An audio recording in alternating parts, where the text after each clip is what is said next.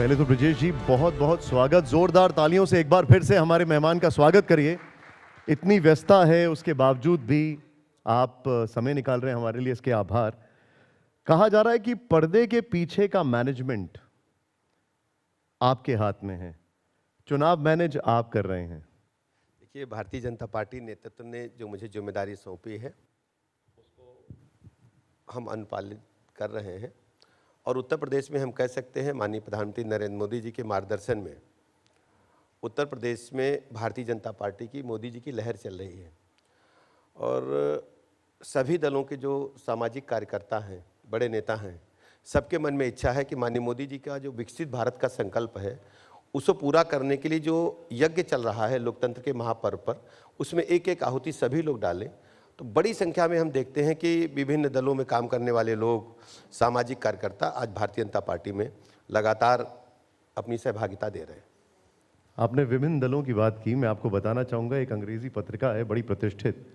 उसमें आपका एक कैरिकेचर आया और उसके बगल में आपके नाम के साथ लिखा था तोड़ फोड़ पाठक। जितने भी लोग ज्वाइन कर रहे हैं वो आप ही के थ्रू ज्वाइन कर रहे हैं, सब लोग वहाँ से यहाँ पर आ रहे हैं, ये सब क्या माजरा है? देखिए, नेतृत्व ने हमें जिम्मेदारी सौंपी है, मैं ज्वाइनिंग कमेटी का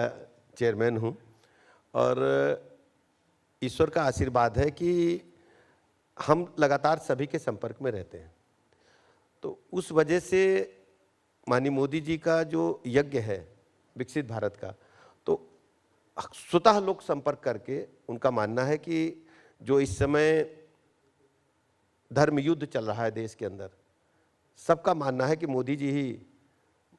विकसित भारत के संकल्प को पूरा करेंगे और 400 पार होगा एनडीए और उत्तर प्रदेश में 80 की 80 सीटें भारतीय जनता पार्टी जीतेगी। अच्छा, ये धर्मयुद्ध क्या है, जरा बताइए हमारे दर्शकों को। देखिए, धर्मयुद्ध ये है कि सामान्यतः जो विचारधाराएं चुनाव में काम कर रही हैं, एक विचारधारा ये है कि प्रभु रामलला का भव्य मंदिर निर्माण करने वाली टीम है, एक तरफ वो लोग हैं जिन लोगों ने प्रभु रामलला के अस्तित्व को ही मानने से इनकार कर दिया था। सर्वोच्च न्यायालय तक में उन्होंने इस बात का अपने वकील के माध्यम से कहा कि प्रभु रामलला अयोध्या में हुए हैं कि नहीं हुए हैं, ये काल्पनिक है, इसका कोई तथ्य या प्रमाण नहीं है। और दूसरी तरफ जो उनके समाजवादी पार्टी कांग्रेस का जो गठबंधन प्रदेश में है, समाजवादी पार्टी के जब सरकार प्रदेश में थी उसी समय कार्यसेवकों पर गोली चली थी। अयोध्या की धरा को खून से रंगने का काम, सरयू माता के जल को खून से रंगने का काम समाजवादी पार्टी की सरकार के दौरान ही हुआ था। तो ये हम इसको मानते हैं